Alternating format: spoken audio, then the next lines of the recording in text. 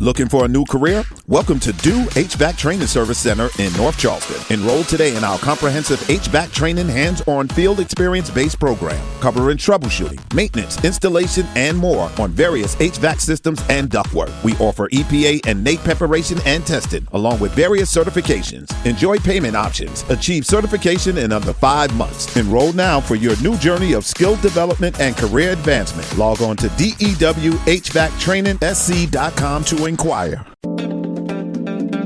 So, Michelle. Yes. We talked about the ASIO Threat Assessment, but there was more. We didn't get finished on radicalisation. I know. We had a lot to unpack. I feel like we just did the accoutrement. We didn't get into the crux of it. We looked at some stuff. We didn't really get a chance to look at this one because we are time limited. We don't want you sitting on our podcast forever. So today I really want to look at radicalisation. Yes, this was a big one that he kind of spoke about. Yes, right. And you know who we're talking about, right? Yeah, the Bergster. Yeah, not God himself, or kind of like the God of ASIO, I would say. Yeah, well, kind of looked at him as like a god. Most people look at the DG as a god. I did, and they looked at me as some terrible sort of thing on the bottom of their shoe. Yes. But yeah, today we're going to have a look at radicalisation. Not just the, Islamic or crazy right wing, but also how it's starting to permeate out into other groups. Yeah, radicalisation, extremism, kind of a few of the isms, populism, nationalism, racism, and, we'll throw in some incels. Yeah, you really want to talk about those guys. And I really don't, because they just make me go, what is wrong with you guys? Anyway, let's do it. Okay.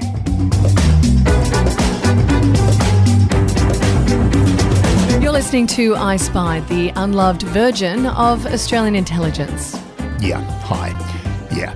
Yeah, there's no funny line here. That's just a basic description of my life. So sad. Hello and welcome to I Spied. My name is Michelle Stevenson. I'm here with David Callum, and this ep, we're kind of following on a bit from last week's ep, where we're going to dig a little deeper into what Burgess had to say in terms of extremism and kind of the rise of anti-democratic extremism, populism, that idea of nationalism.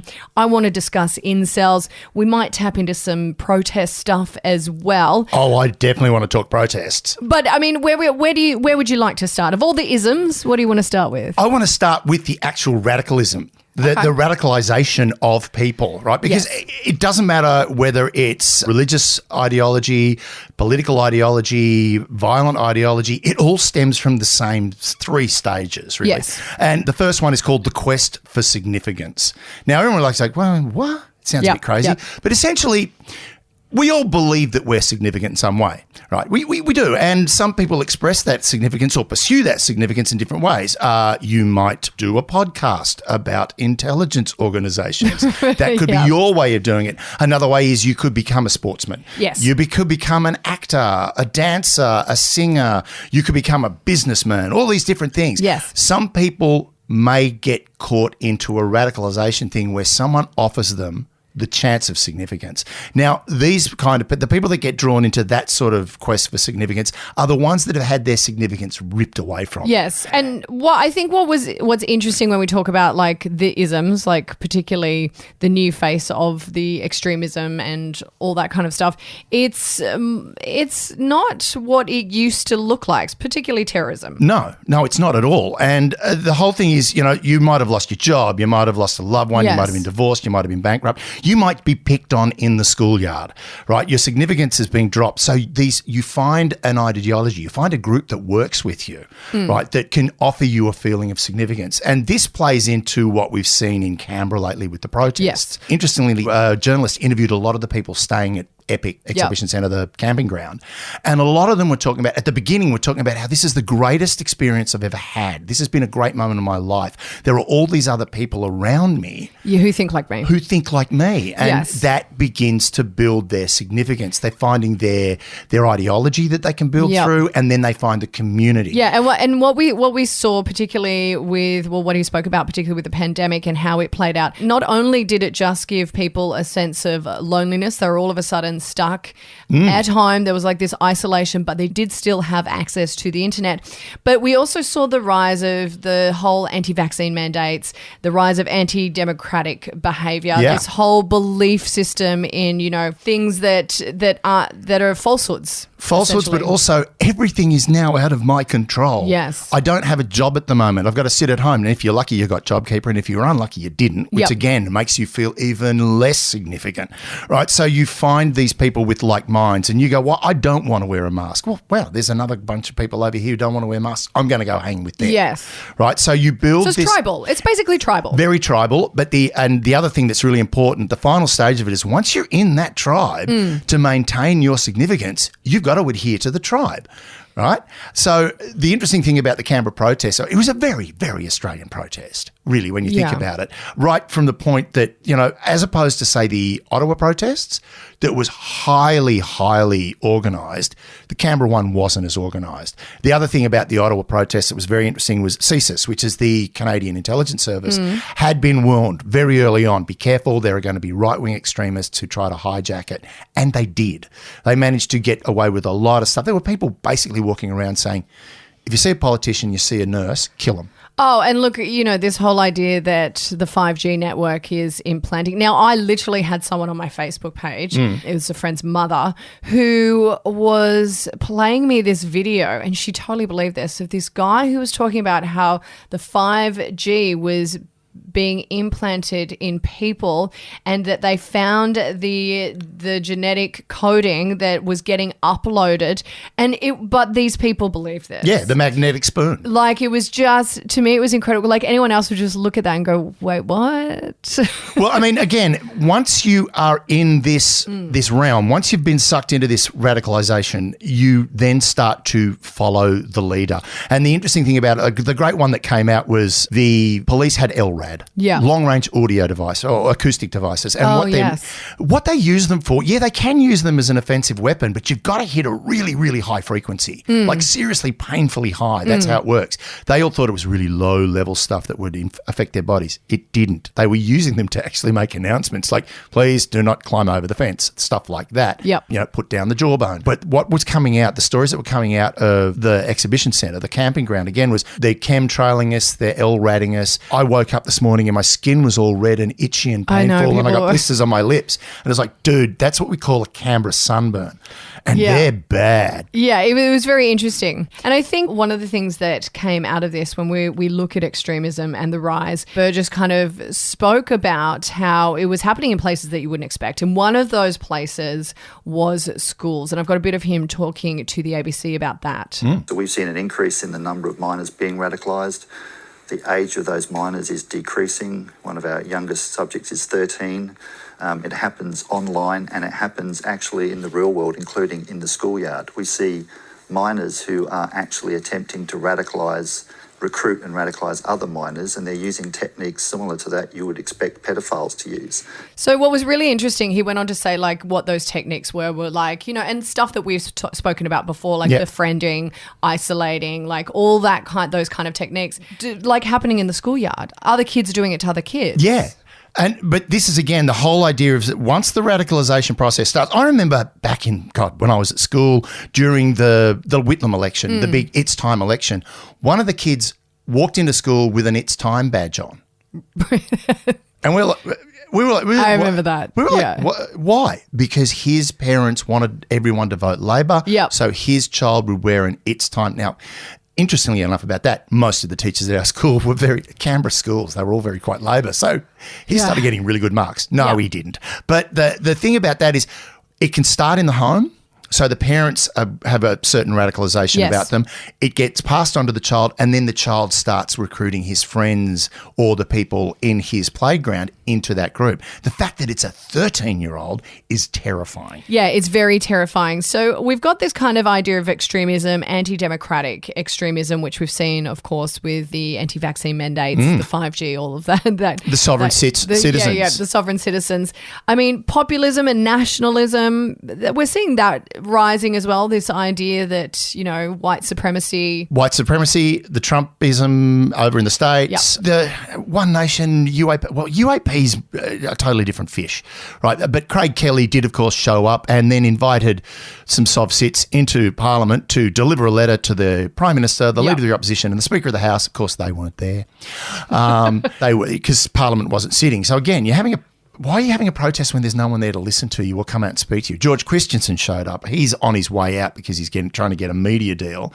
The interesting thing was there was, Ricardo Bossi, who's an ex-Special Forces soldier who's a right-wing conspiracy theorist. Yeah. He basically said, we're going to get 1 million people here this week and we're going to take over Parliament. Well, 1 million people aren't going to show up. They had about 10, maybe 15,000 or in total, right? Now, admittedly, they really ticked off Canberra, but also the shops in Dixon, man, they made an absolute fortune out of these guys. It was great. The huge economic injection into Canberra. The only other really interesting thing was a guy, doomsday prepper from WA, who was caught with a sawn-off. The police said it was a shotgun. The photo makes it look like a sawn-off .22 rifle and a map of Parliament House. Right. So he was going to go in there and do something. Well, they caught him with the gun, the ammunition in his car, and he's facing charges. And the other one, I love this one, a local Instagram influencer and OnlyFans performer. That pause is my podcast, air quotes, performer, OnlyFans. We all know what that means. She drove her car up onto the bonnet of a protester's car. That was a very, everyone must have seen that video by now, but that was a very complicated, I didn't understand who did what to who. It seemed like both of them were kind of in the wrong in that instance. And interestingly enough, she wasn't really charged heavily.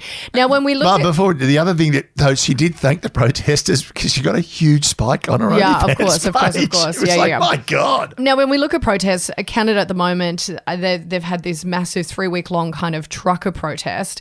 And what was interesting about that was what I saw was kind of the Fox News support for it, even though it was in Canada. So you saw this kind of Americanization of protests, and it was, and even a lot of the truckers, a lot of the people protesting, I'm doing air quotes there, they were pulled over with, caches of armed weapons and, bombs and all kinds of things. So at what point, and they talk about this quite a bit, at what point does a protest get hijacked by people with nefarious with an agenda? Ideals? Yeah. Well, again, that was what happened in Canberra with people like Ricardo Bossi and stuff like that. The interesting thing about that, Bossi actually got up at one time and said, I'll work with the UAP if I have to. Yeah. And that literally turned everyone against him. They all went, you're a shill. And they started a second protest next to his protest to counter his protest. Right. The interesting thing is people try to come in and influence it. If they're good, if they're smart and they know what they're doing, they can take control of these protests and turn it to their agenda. Yep. But generally, there are so many people trying to do this that they keep tripping over each other. The only other thing that really came out of it was the fact that a lot of these people that have got nefarious agenda, they set up their GoFundMe page or any one of those donating sites. Hundreds of thousands of dollars were donated to these guys. No one's seen the money. No one, I'm going to do this and set up a stage. No stage. I'm going to get food for everyone. No food. They're grifters. Yeah, exactly. And I think what some people who are finding getting caught up in a lot of these ideas and wrapped up in these protests, that the people that they're surrounding themselves with actually don't really have the same ideals that they have, but maybe are just, as I said before, nefarious kind of reasons and are just hijacking their agenda and their protest. But put it this way, in Canada, it's been a really big deal. In Canberra, it was a big deal because of the inconvenience. I think it was only 3 or 4 people charged with anything. Yep. And most of that was just disturbing the peace for not leaving the showgrounds because the Canberra Royal Show was due. Yeah, that's right. They guys, they didn't leave the Canberra. Hey. We understand that you've got protests and you've got issues, but don't get in the way of show bag sales, mate, or we'll kill you, right? They won't kill you. We'll kick you out. But the big thing about this is it was a very Australian protest. There was speeches being made in the forecourt outside Parliament House. And when people get up there, we're going to destroy the state, we're going to take over the government. And there's a lot of people just started leaving. And journalists were asking, why are you leaving? It's like, we're here to stop having to wear masks. They were there for anti-vaccine mandates. We're not interested in this, right? And that was what was really interesting was the maturity of some of these protesters. As much as we go, they're rat bags and crazy, and we need to talk about. No, a lot of them are just disenfranchised. A lot of them are everyday people with everyday jobs who just, don't don't believe in something and then they feel disenfranchised. The unfortunate thing was somebody got up in front of the crowd and went, how many people here have lost a friend because of their beliefs? And everyone in the crowd put up their hands. 100%. Now, this is a problem because if we just roundly go, you're all ratbags and idiots and we're not going to talk to you, then they're in their echo chamber. But if you sit down with them and go, can you explain why you're doing this? Oh, look, and I totally agree. I have a friend, I actually have 2 friends who are anti-vaxxers, and I've had many conversations. I'm still friends with them. Yeah. I have many conversations with them about what they think. You know, sometimes they make sense. Sometimes there are things that they say and I totally understand, and sometimes I'm just like, you're fucking idiots. Oh, yeah. But I hope they're not listening right now. I don't really think you're stupid. No, because here's the thing. This harps back to the Joe Rogan kind of phenomenon, is like a lot of the stuff that he said, even when he said it, no one wanted to talk about it and said, you can't talk about that. But then a lot of it is true, right? So, you know, this whole idea, remember when people started saying, maybe it came from a Chinese lab, and people are like, you can't say that. There is no way that it did. And now we're going, maybe it actually did come from a Chinese lab in Wuhan. Like, there are these like things that are kind of more and more coming into fruition. It's like the David Spears incident last week when I said he was a right-wing journalist, and I apologise. I'm wrong. He's not. He's a conservative journalist, but he's not a right-wing, no, right? He's not. Words matter. Yes, language is really, really important, particularly in this instance, because if we do not pay attention to them, and it's not a case that they're crazy or nuts or ratbags. Yes, there are grifters, there are people with nefarious agendas, and they need to be brought to task. Yes. But the people that generally go, I don't want to wear a mask. I just don't believe in it. I don't understand where I can't go. I can't go to WA to see my mum. Yes. They're the ones who've got to sit down. No one understands that. No one understands that. WA is an island unto itself. Perth is the most isolated capital in the world anyway. Ever. I mean, but like now they're just like, a lot of them are probably pretty fucking happy that no one's coming. But you know, let's be real. Why not? Yeah. But I mean, they couldn't keep it out. It's in there. But the whole thing is, instead of going, you're wrong, you're stupid, you're an idiot, that's not helping. What we need to do is go, where are you getting your information from? And how can I show you that, can I explain to you my side and why I think this is wrong? So that's how you start de-radicalisation, is going, your information is wrong. And particularly if that information is coming from a nefarious source with an agenda. Yes. Right. So that's the whole thing. Now, talking about people with a nefarious agenda.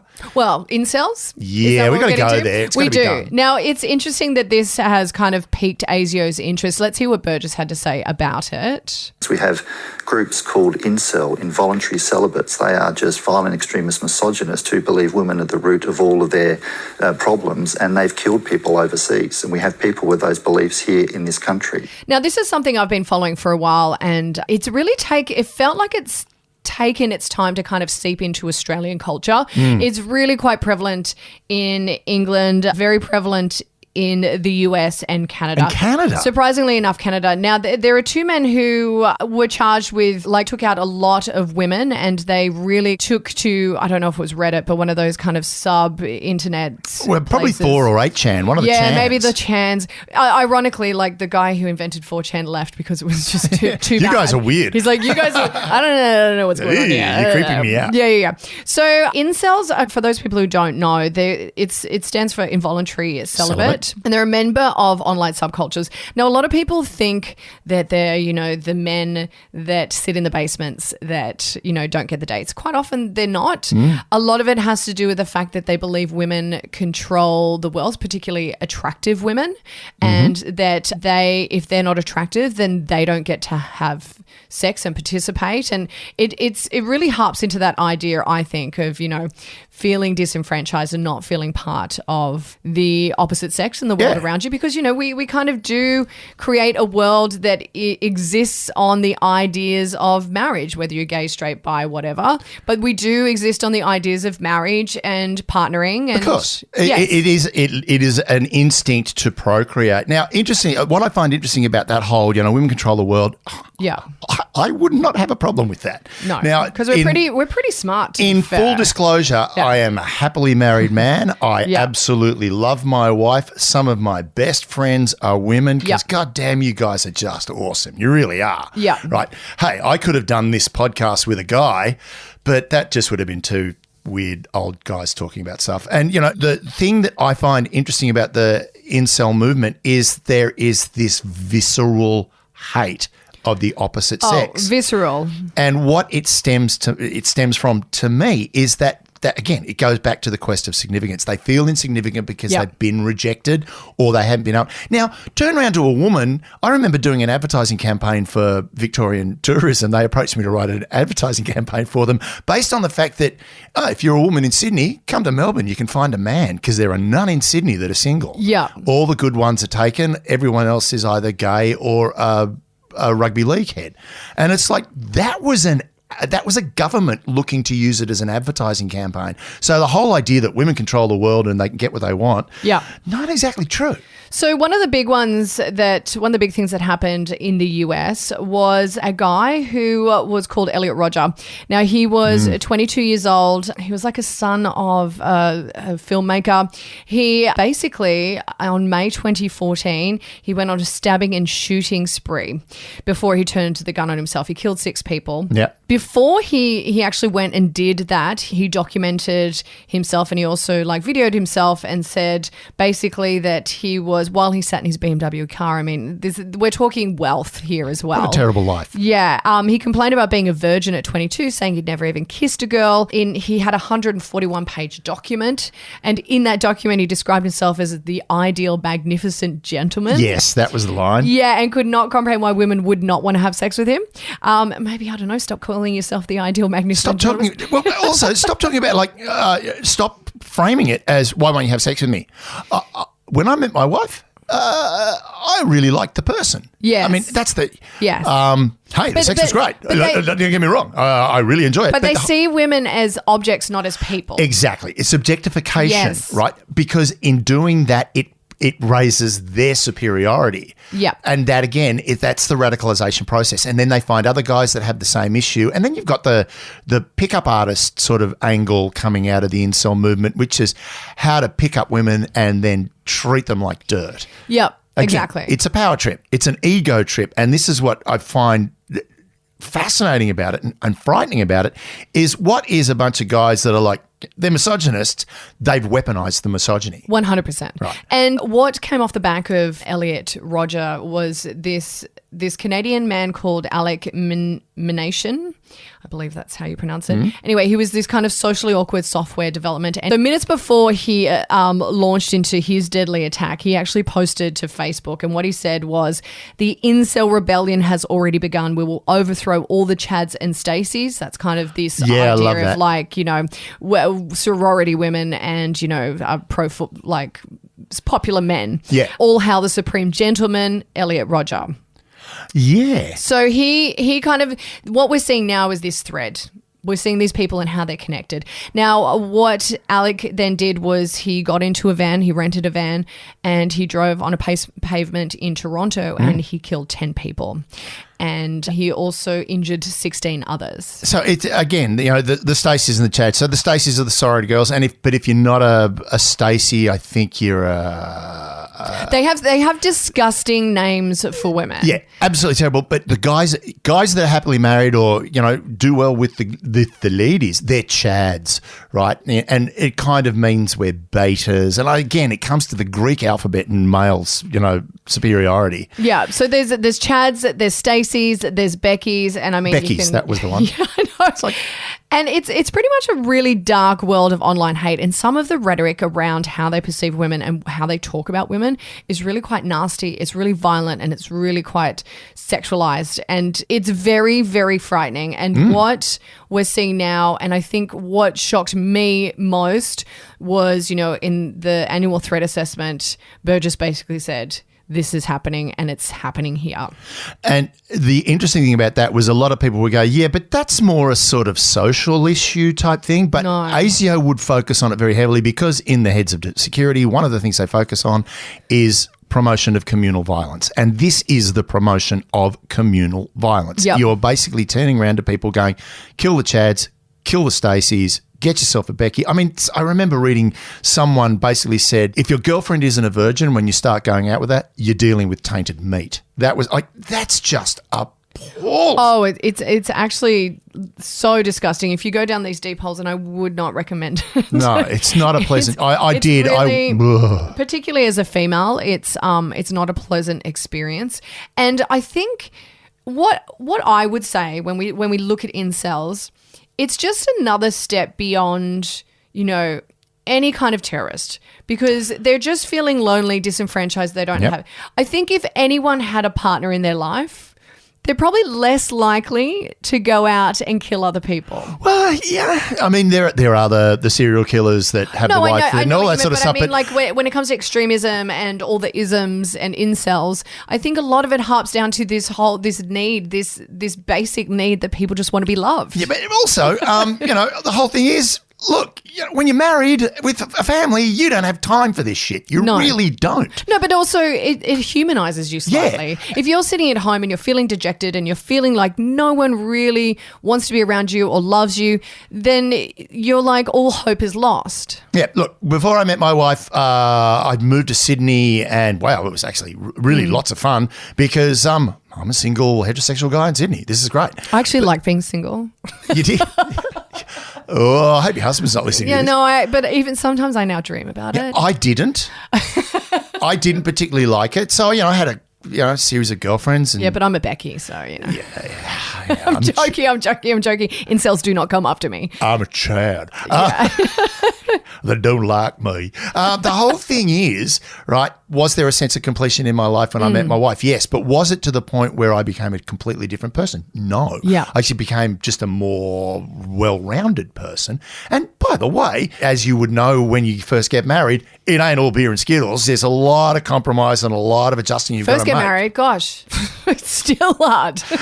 Well, it never gets easy. We're doing a bit of work on our house and we had an architect in and she just turned around and it was funny. She was measuring. You're so relatable getting your architect in. Yeah. So relatable. Well, we've got to because we have to remove walls and stuff. So we need an engineer for God's sake. I'm in a 2-bedroom apartment that I rent. Oh my God, I own a place that is falling apart. I've got to do it. Anyway, she turned around to us because my wife and I were discussing bits and pieces. She just turned around and said, "Oh wow." It's like, what? You two actually like each other. And it's like, oh, what? What? You really? And she went, yeah, I know a lot of couples when this stuff gets on, you just see the cracks start opening up. Yeah. Now, being married it's work, right? It is hard work, but it's work I'm dedicated to and I quite enjoy. Are there days where my wife and I are not frustrated with each other? Of course there are. I don't know how we kind of really veered off the path of incels into your marriage. Well, the whole thing is, with that, I could have been a prime candidate for something like incel because there was a stage in my life where I went for about 18 months where I just could not get a girlfriend. But you don't strike me as someone who would hate. No, that was the interesting thing is I didn't hate. But I felt the hate was directed inwards. It was what is wrong with me? Yeah. What do I need to do to improve me? Okay. Where the incel philosophy is what is wrong with them. They don't understand that I am a magnificent superior gentleman. Yes, and of course they when they go online they find other like-minded individuals who then go, yes, it is their fault. It is not you. You are great. Yep, you've got your quest for significance. Yep. Then they identify the means of achieving that significance and then they find the group that will give them that means. Boom, they're away. But if any of them just left their homes and actually went up and talked to a female, they would probably find the strike rate isn't as bad as they suspect. But also, the only way you get better at swinging the bat is striking out. It's so true. Right? But it's like this fear of it, like they're almost going to be laughed at, which is not even the reality. Fear of failure is a very, very strong motivator in almost every human being on the planet. Let's not be stupid about that. I used to always say yes to pretty much everyone who asked me out on a date because I knew that it took great courage and you never know, unless they're really fucking weird. But you never know who you're going to meet or what's going to transpire or who this person is. But I always said yes because I knew that it took great courage to ask. I always said yes because I was so desperate. No. Yes. You're right. You meet someone, you like them, you spend a bit of time. It may be one date. It may be a relationship that lasts a period of time. It may wind up in a 25-year-long marriage, right? Whatever it is, the whole thing with the incel thing is the loathing is directed out. Yes. They're so disenfranchised. But I really feel like this is, and it's what we're talking about with this whole idea of extremism and terrorism. They're all the same people. They've just found something different to hate. Yeah. It's that old thing of the best way to build yourself up is to cut someone else down. So whether you're a right-wing extremist, whether you're a white supremacist, an incel, whether you're a sov sit, your extremism is coming from the fact that you need to bolster yourself. Yep. Right? You need that significance in your life. Now, yeah, my marriage is a significant part of my life. This podcast is a significant part of my That's life. really My career, fucking sad. But the thing is, my career, my teaching, all of these different things come to create a significant human being. One whole David Callan. Yeah. As opposed to some... I love that I'm a small part of being complete. You help complete me. That is really sad, and I think we should end it there because now I'm just like, ugh. No, it's not. When I say you complete me, you just, basically this podcast would not exist without you here, so you complete a little part of my life. Otherwise, it would just be the ramblings of one David Callan. Marry me. Oh, no, I'm married.